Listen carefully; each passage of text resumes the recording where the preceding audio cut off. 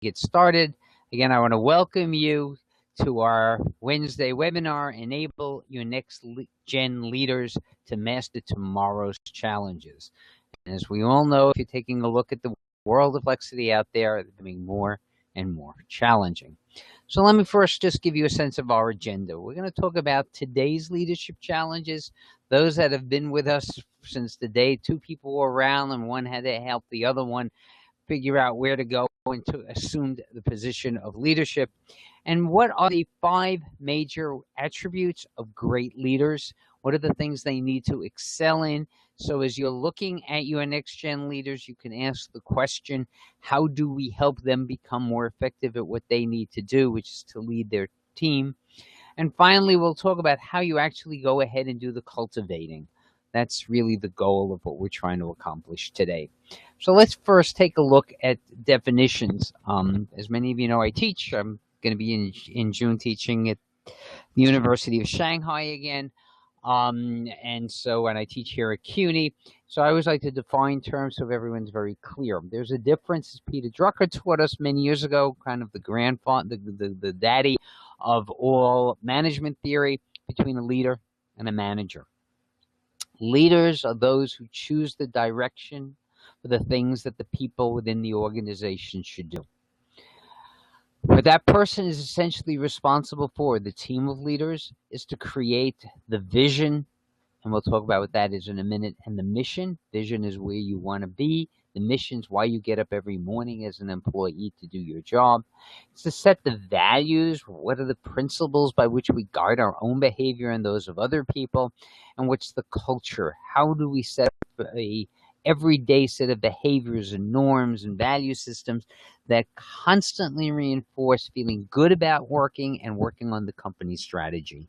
That's the leader's job. Having identified those issues, the purpose of the company, vision, mission, values, and culture, then very often it's the same person, but it could also be someone it's delegated to. The manager takes over. It's the execution. How to get things done right. How are you operationally more efficient? How are you operationally more effective? The focus is on implementation. So for most of us, at some level, we do both. We're leaders and we're managers. But there are also people whose job is more to manage than to lead, and that's acceptable too. The trick is to understand the difference. When a leader abdicates a clear articulation of a vision and a mission and understands where the company is going, we can see in our world of politics right now what that absence of leadership very often means for countries, for cities, states, etc. So we all have a good sense of why leaders are so important. From our point of view in looking at next-gen training, we want to try to understand that leaders are really everywhere. They're not just the top person in a company. At any given point, no matter where you are in the team, you can be the leader. So, for example, you could be in a mailroom. You could be in a clerical position. But when it comes to setting the tone for the culture, showing customer service being the most important thing in your company as a value system, you can lead other people doing that. And in fact, in many cases, not only are you leading subordinates, but you're leading your peers. And the peers may be the peers you work with or peers in another part of the organization that are watching what you do. And at some level, you also have to lead sometimes your manager, the person to whom, your superior in the company, the person to whom you follow directions. Why? Because they lack clarity on where to go on an issue. They're not sure. The situation's ambiguous. It's more complex. And so very often that's very important. I just recently met a young lady working in a rather large organization, asked to set up a really high-powered service company focusing on preserving companies' reputations and preserving the data. And she needs to focus on more marketing so people understand the absolute value that they provide. And senior management in this company has been a sales organization driven by relationships more often. And so they need to be led in how to use marketing to grow their company better. So leaders are everywhere. The trick is to find them and then to help them become even better at what they do. What are some of the common challenges that we have today? Well, Thomas Friedman made this comment about the world is flat. and it's a great place to start. You know, we think locally, but in this real sense, we're part of a global world, and how does that affect everything we're doing? Thinking about Porter's five forces, those external realities, how's it affecting everything that we do? We're seeing this play out today in terms of Congress and the president trying to get a new trade agreement that will help level the field for American companies. But it means opening the doors, and that takes leadership to change the approach. And unfortunately, it's not quite working. But it's necessary to follow through on what he's trying to do, in my opinion, because the world is flat. And if you're not going to help other people use your products and services, then someone else will fill that gap and they will provide it. The second part is we're going through is we've seen tremendous economic volatility. I do a lot of work with people involved with investments and stock market. In fact, today one of my students asked me a question about using Bloomberg on the stock market, and we were going through the volatility. When I grew up as a child, you know, and I learned first about the market, if it went up more than 5 or 10 points, that was like a major thing. The market was relatively in step in what it's doing and how it's working. Today, it's changed significantly. We have periods where you can see the market going up 200%. I'm sorry, going up a couple points and then going down a couple hundred points, literally all within the same week. So there's tremendous happening day to day, month to month. The 2007, 2008, 2009 meltdown around the world. All of this is affecting what we're doing and all being issues that leaders have to look at, understand, and process. Security is key.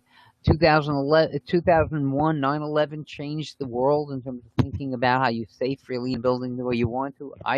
As many of you know, I live and work in New York City, and I'm always thinking about the fact that I can walk by many of the same buildings I walked through for the last 20 years. But today, you not only have these gigantic concrete planters outside the building, but you go through a level of security before you walk in through the lobby, before you get up the floors. The whole world has changed. Security has become an issue, and now we're dealing with hacking into our privacy in terms of emails and databases and financial purchases, etc. These are issues that leaders need to be able to confront, need to be able to identify what the position that they have and their company and their team should therefore be taking to help lead the rest of the organization. There are global power shifts. We've seen that since 1989 when Gorbachev took the message of let this wall come down, and the Soviet Union went out of business, so to speak, and now shifting to again tremendous nationalism with Russia. We're looking at the Middle East changing. We're looking at the entire Asian area of China and East Asia changing. Islands suddenly larger and habitable as is asserting itself. These global shifts are changing many things in terms of work. When you said outsource 15 years ago, talking about going to China. Today, they're in a host of other countries because it's generally cheaper if they're going to start doing it there. It's making those decisions.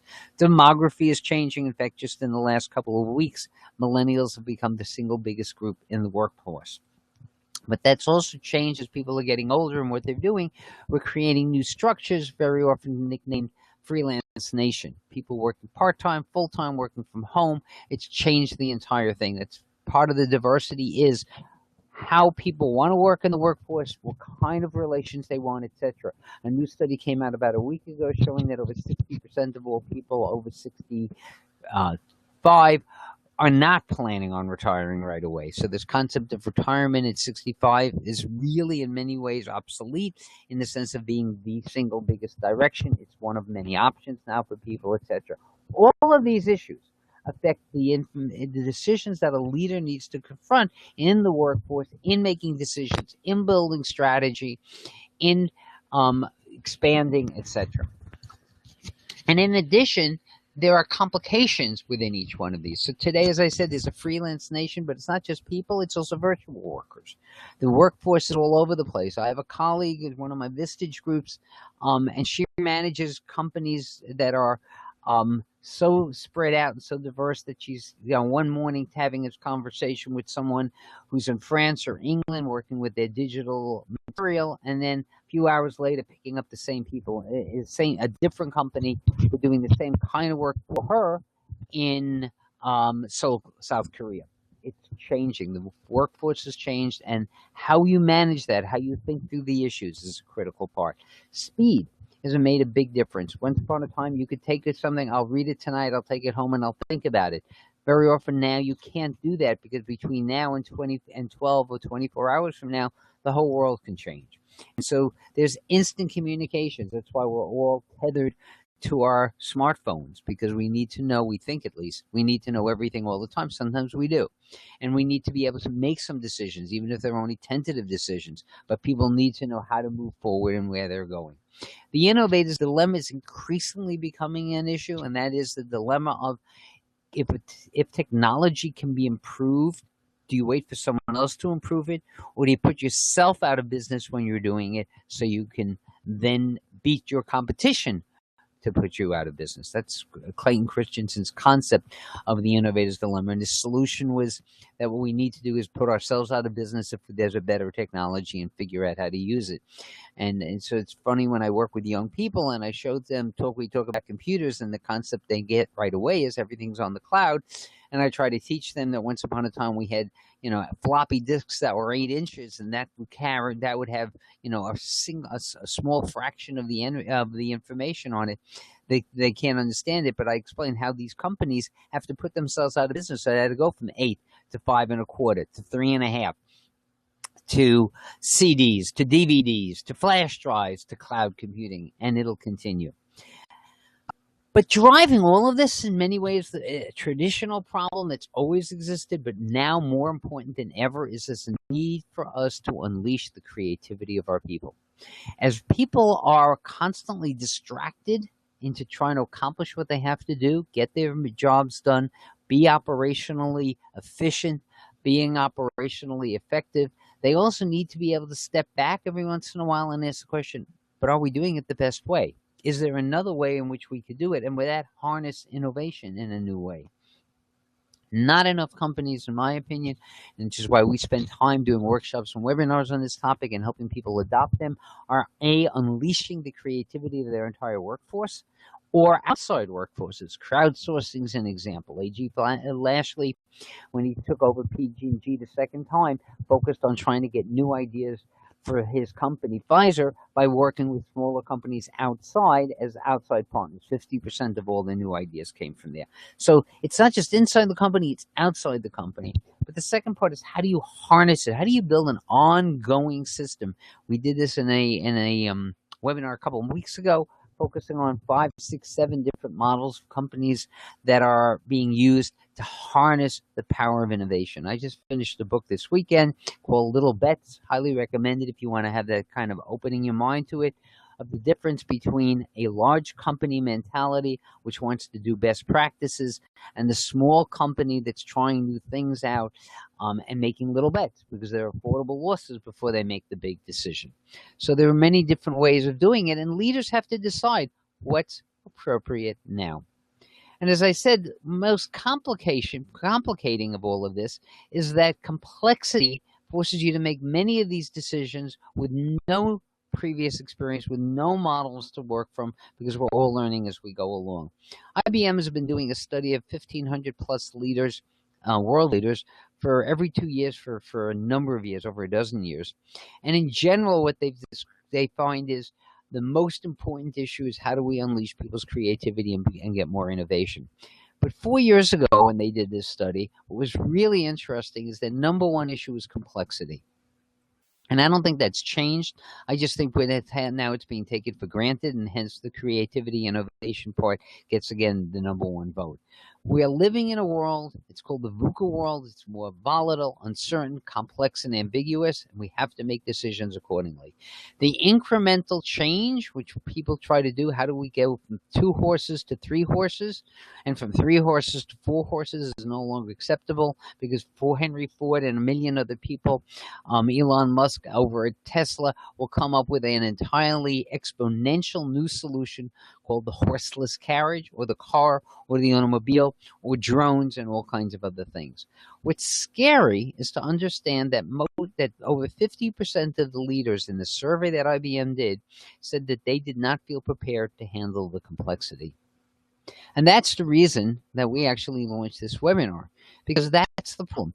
We're not giving them the tools to do it and the practical experiences how to become better leaders. And that's why we think this is such an important topic.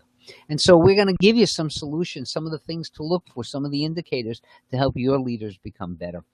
We decided to create a simple acronym working around the attributes, the letter A, being authentic, learning how to articulate very effectively, aligning the interests of everybody and every team, holding people accountable for results and accomplishments, and being agile, dealing in this VUCA world for things that need to be changed.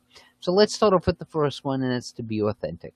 This is an oldie and a goodie because it's true now as well as before, is that all great leaders have to be who they really are. They have to be authentic. They have to inspire people with their vision and their sense of purpose for the company.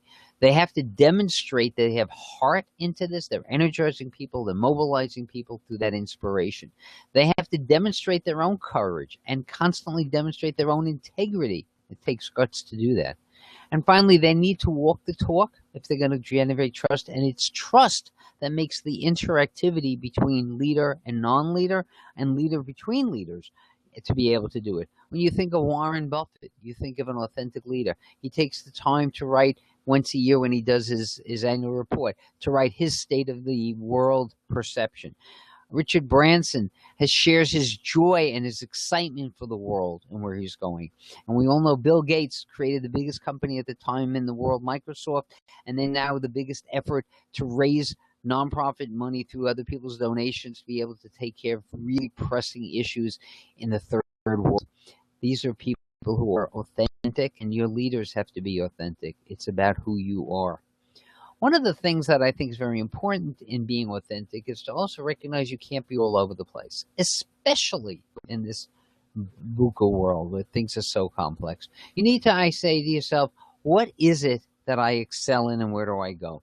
So take the old world of IBM. The old world of IBM started off with mainframe computers, and it evolved and owned that market. And it wasn't until about 1979-80 the concept of maybe trying something new would happen. And the leadership team said, we want to be a leader in computers. We need to take a look at it. And they created a skunkworks project in Florida, which created what became known as the PC. And they grew it.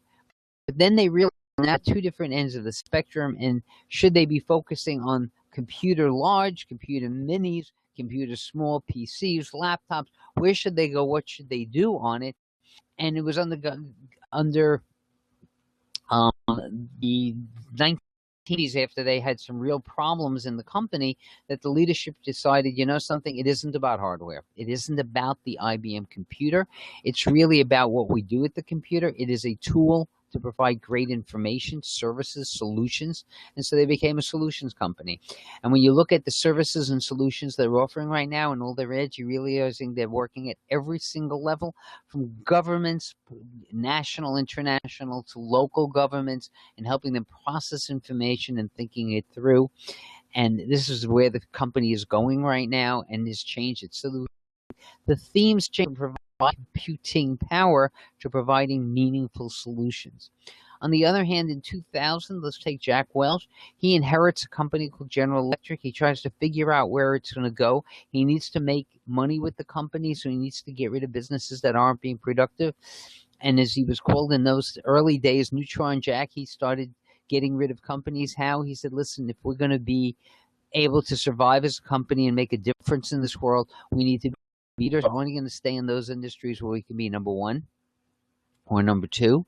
And that was his method for being able to weed out the companies they didn't want to be in. And by the year 2000, it was the company with the largest market cap on the stock exchanges. And he was actually voted the man of the century when it came to management by, I see, the Forbes or Fortune, I think it was Fortune magazine.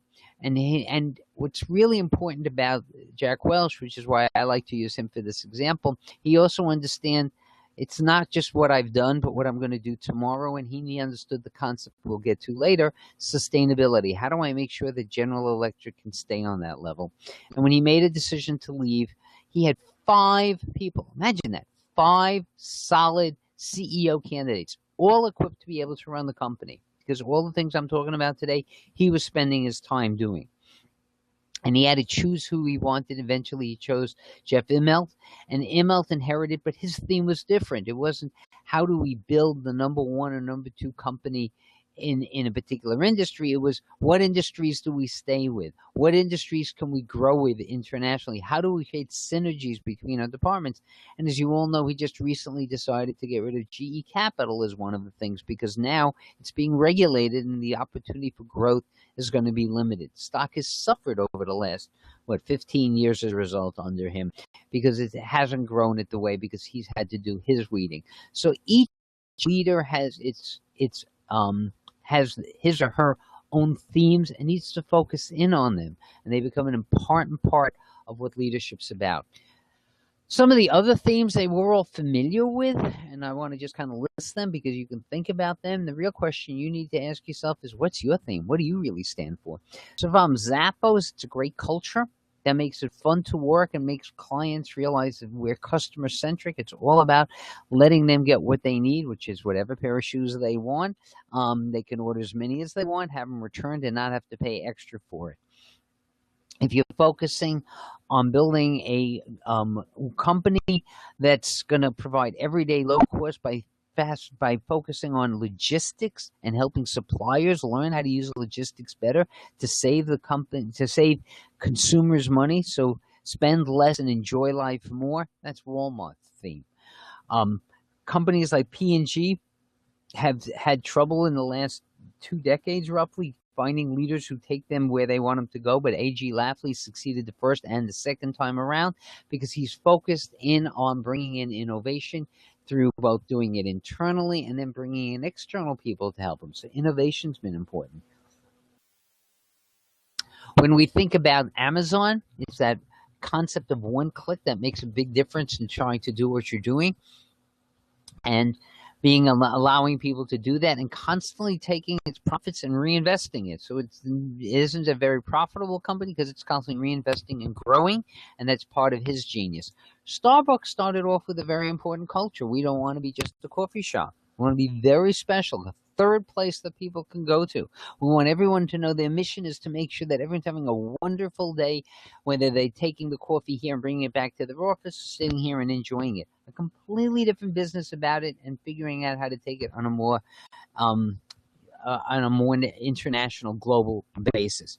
Talent management for many companies is becoming the biggest issue. How do I find the right people and manage them, especially when I'm working with a virtual workforce where I may not see many of my people and I may not be able to maintain them? And again, services like computer technology helps them check with the people, talk to the people like I'm doing right now, speaking to each of you at this webinar without actually seeing you. Continuous improvement is probably the most important theme in my life, helping my leaders work more effectively. As you know, I work through the Presentation Excellence Group. One of our parts is Vistage. I work with Vistage, 19,000 leaders between $5 and $500 million in revenues who are dedicated to improving their company, becoming the most effective leader that they can be. And how do they improve as leaders? How do they get their staff to improve? How do they improve their culture? How do they improve their strategy? It's all about continuous improvement. And so these are the different themes that you want to focus in on. And using the word focus, it's important to understand that you can't be in 3 places at one time. You know, when increasingly learning, multitasking ultimately doesn't work because you don't get the quality of any one of the efforts that you really want. And this was a quote by Steve Jobs, who gave it at the commencement. I think it's just really wonderful. He was asked what he's most proud of, and one of them was focus.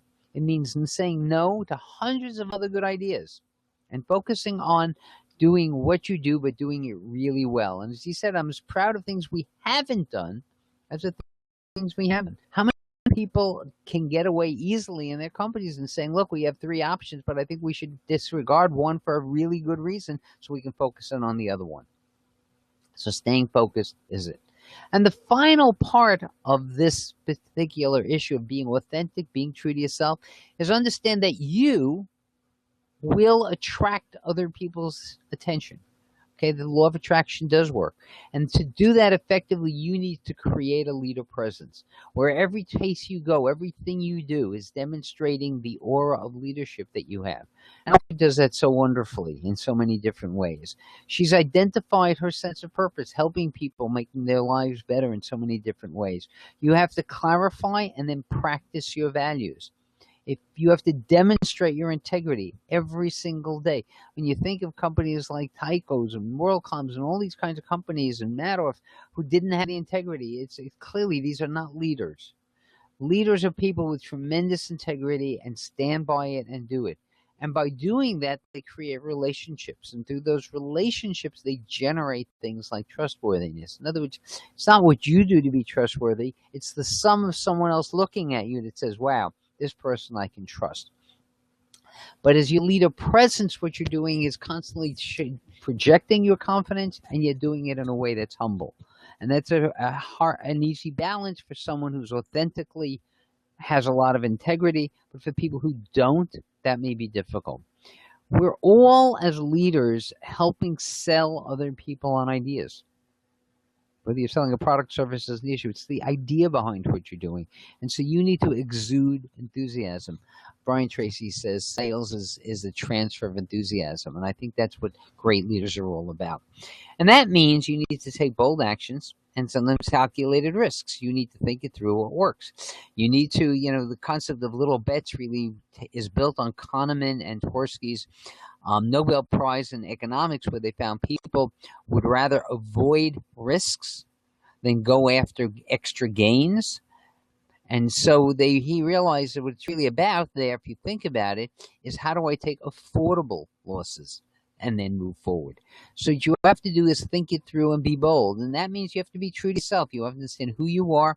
And then what you do is show it to other people. And that's what leader presence is, showing who you really are there. The second A that I mentioned is articulation, articulating what it is. It's mostly your strategy, but it's your belief in everybody else as a leader. So from a purpose point of view is, why is this company around? And the question therefore in that concept is, well, if this is why the company is around, what's our vision? How will the company change the world? So again, Howard Schultz is in Starbucks. How do we change the world? We create a third place. You have work, you have home, and a third place to hang out and do what you need to do with other people. The mission is something that the employees get every day. Why do I get up in the morning? What is it that I uniquely do as a barista to have a positive impact on people? The values are what we stand for. This is not something that you just take in a book. Senior management has to sit down as leaders and say, what are the values this company really stands for? And being able to demonstrate that day in, day out. And then once they understand what their mission is and what their values are, then they can articulate goals, and from there objectives, because they have to know, what is it that we want to accomplish now? How are we going to make the difference? One of those goals that they have to do is to connect with other people, because we have to build our teams. And so how do you do that? You have to focus again on how you communicate. NPL focuses on this NLP neuro-linguistic programming. Focus on 3 different ways in which we process information. So some of us see your point, other people hear you, they understand you. And third, people are more focused on just feeling your pain. In other words, focusing on how people react in behavior. So whether it's something auditory, visual, or through experiential, these are the different ways we connect. And what's important here is not what's really your preference, but what's going to also work with the other person. It's that connection you need to make. And so very often I'll say to people, I know you like email, but if it's urgent and that person doesn't hear your urgency because it's hard to transmit sometimes in an email, pick up the phone and talk to the person. Okay, so Gerald Ford is not one of the greatest communicators in the world, but he makes a really important point that nothing's more important than the ability to communicate effectively. And he figured that out as president because he suddenly realized how much more responsibility he had to do it.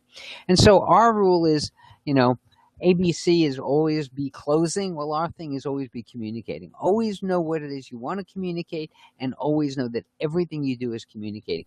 You're going to communicate through the content of what you say, the style, the format in which you present it. As you know, the founding part of Presentation Excellence Group is Presentation Excellence, where we worked with tens of thousands of different people in different organizations, learning how to present the information most effectively. It's the behavior you have, the symbols you use of the culture, it's the norms of your company.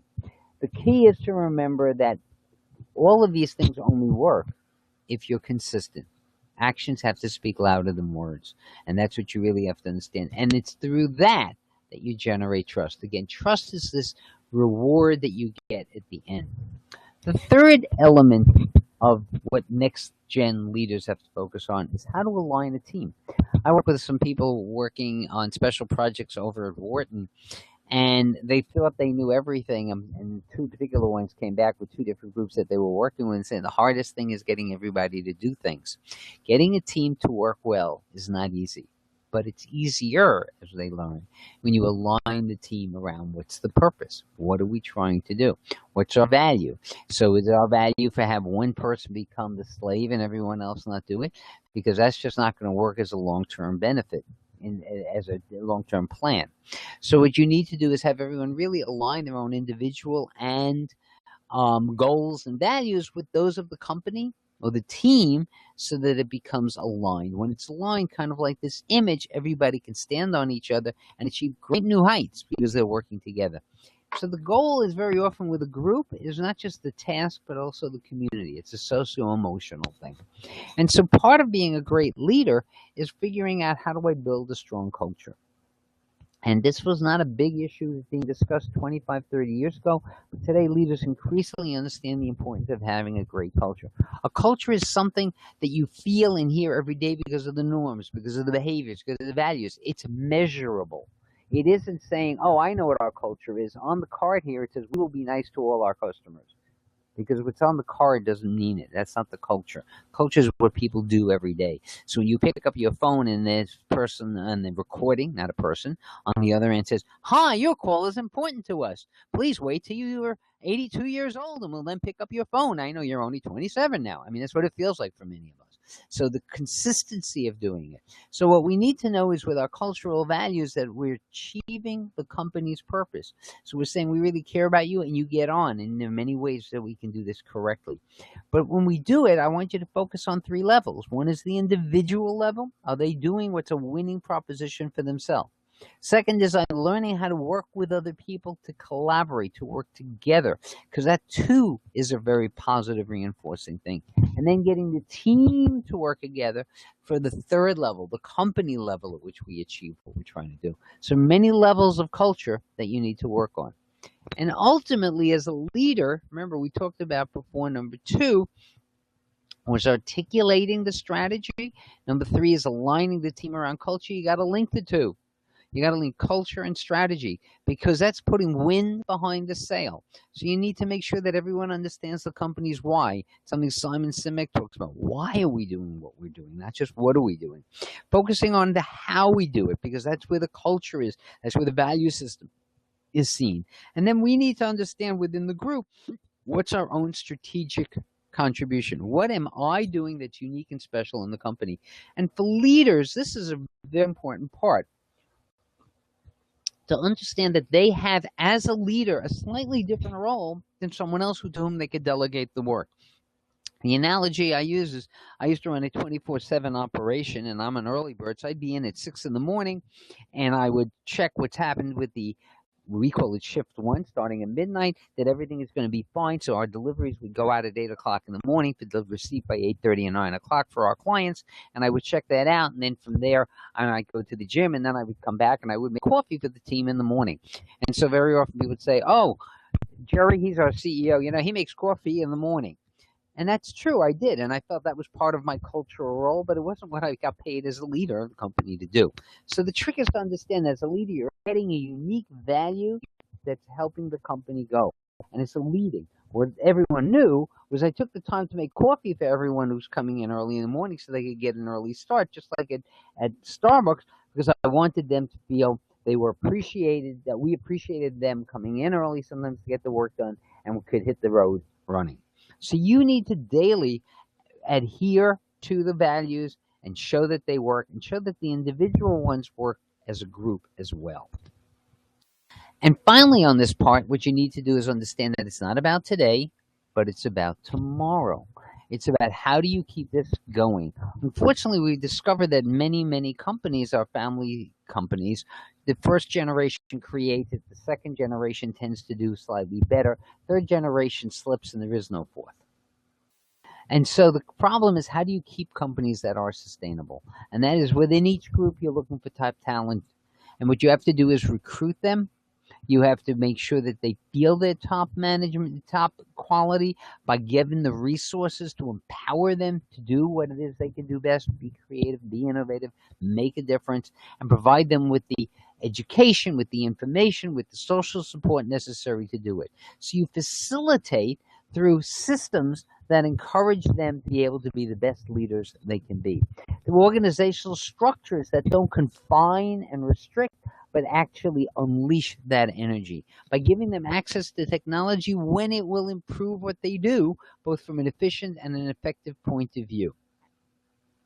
You want to have people who, as part of their talent, aren't superstars that isolate other people and abuse other people, but build a team. And constantly, through every piece of their effort, are encouraging other people to follow the values that are there. The fourth part is being accountable. This is the hard part for many companies. How do you really hold people accountable? Think about it. If you have someone who's working for you and you review them once a year and you do some general structures like, well, you're pretty good, but you did a fairly decent job. Okay, let's go. That's not accountability. Accountability should be set up literally on a daily basis. You understand what it is I'm supposed to do. And on a weekly or monthly basis, I'm really evaluating, did I did it? Sales is probably the best place to see that because I can each day ask the question, how many leads am I getting? How qualified are they? Are we getting enough qualified leads? How many are in the pipeline? How many are presenting to? How many am I closing? How many are generating repeat business? How many are generating referrals? I can quantify all of this stuff. The more I quantify it, the more I'm sensitive to really what's behind what I'm trying to do. So we need to set standards for the strategic job activities. We need to make sure that people are adhering to the cultural values and measure that they're doing that. So every time somebody abuses someone, is neglectful, doesn't follow up on what they're doing, you need to deal with that. And finally, leadership. Are they really providing the leadership, the resilience, the inspiration for other people? I mentioned here Evaluate to Win, which is now called Execute to Win, but our version of it's called Eval to Win. You can see the website, eval2win.com.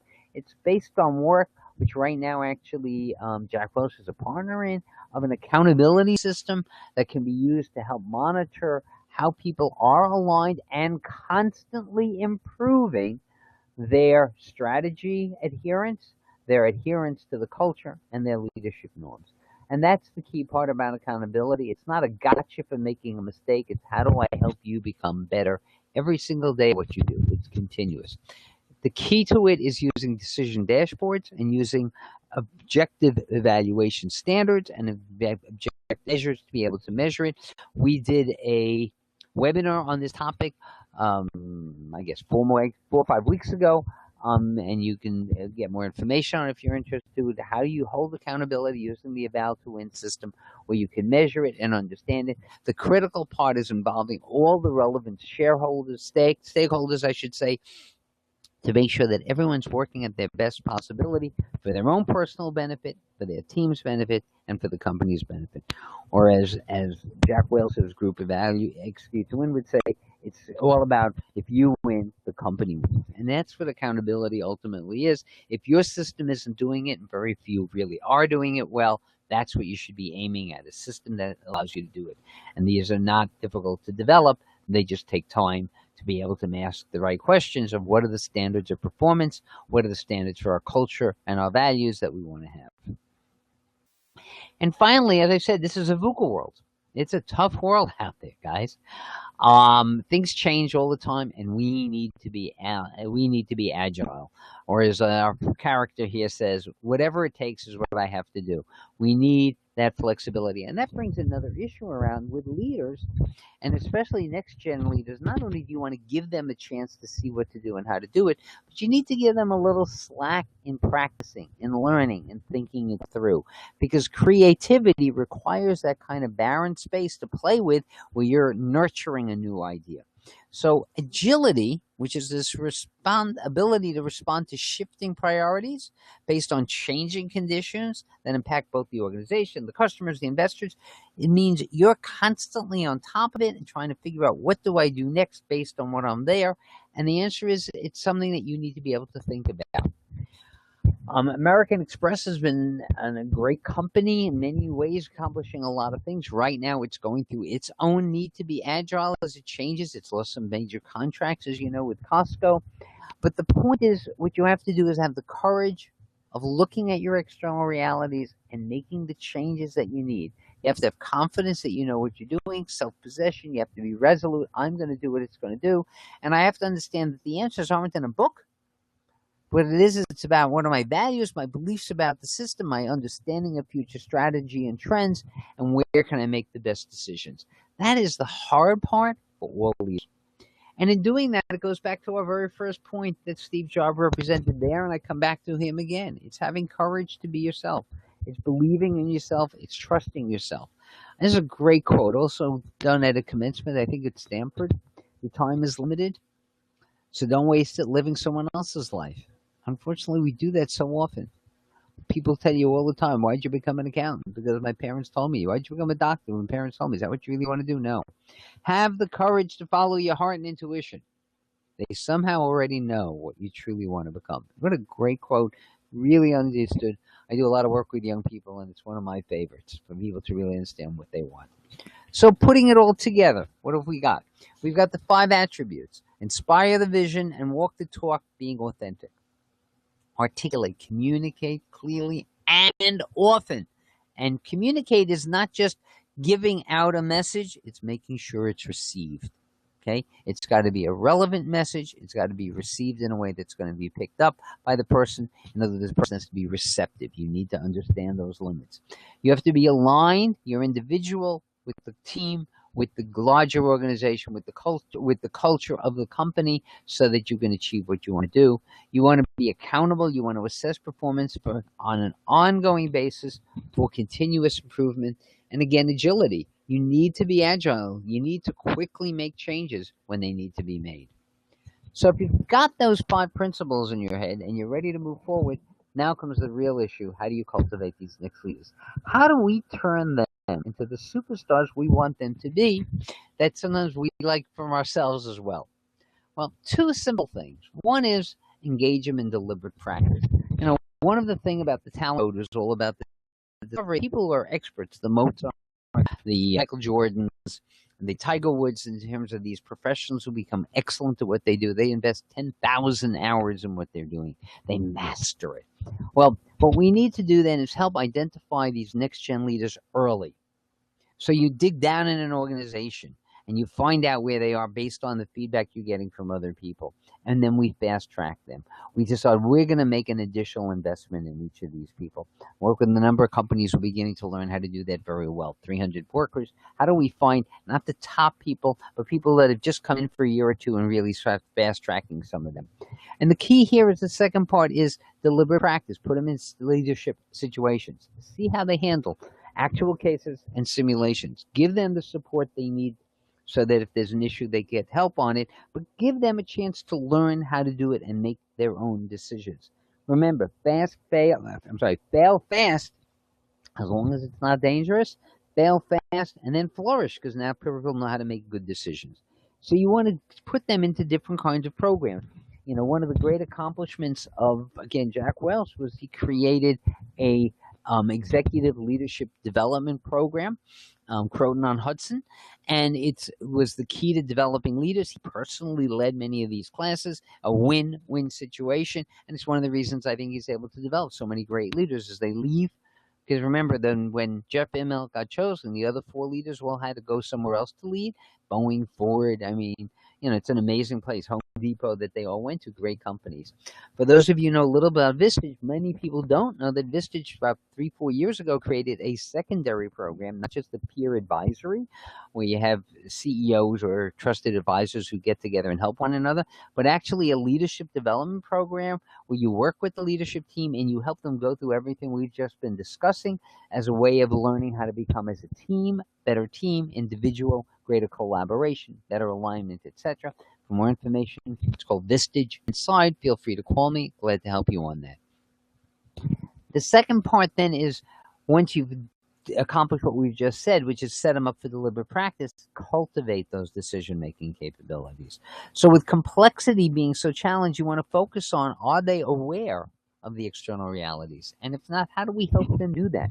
What kind of news sources? What kind of analysis do they need to do? What conferences do they need to speak to? The beauty of today's world is you don't have to go to many of these conferences. You can pick so much of it online. TED is a great place to go, but you can go to TED online as well. You want to make sure that your company has an effective decision-making architecture, meaning how information is disseminated through the company, and so people know what they have to do and then make effective decisions. Those are part of the things you can do in a company as a leader to enable all of the individuals within the company to make better decisions.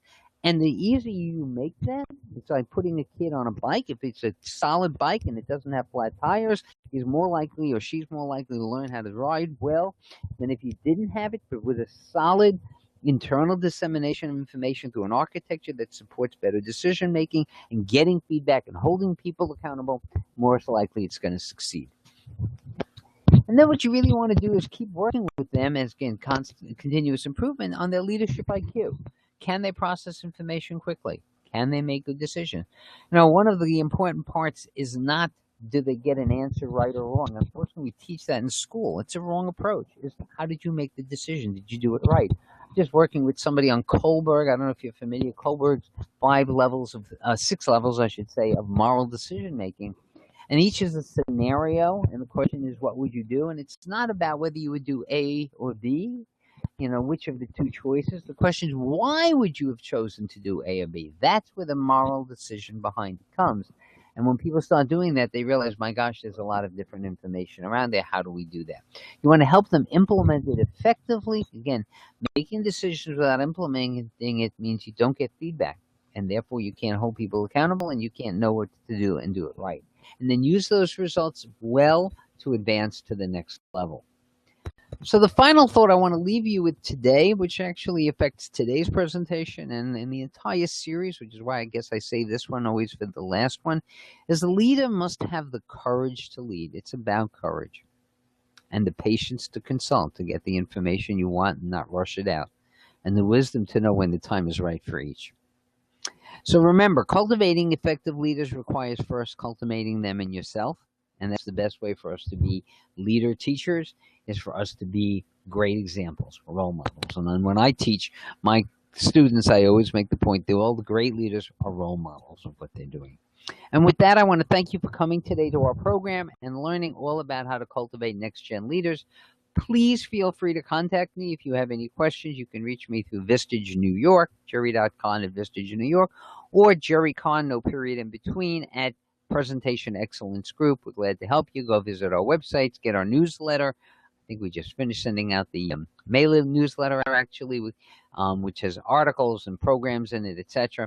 And again, what I'd like to leave you with is we're going to be doing a fall series again of webinars, and we'll announce them probably in August, after I've come back and had them all laid out and designed. So you have about 2 months to send me emails and saying, we'd love to see somebody talk about this topic, and we'd be glad to do it.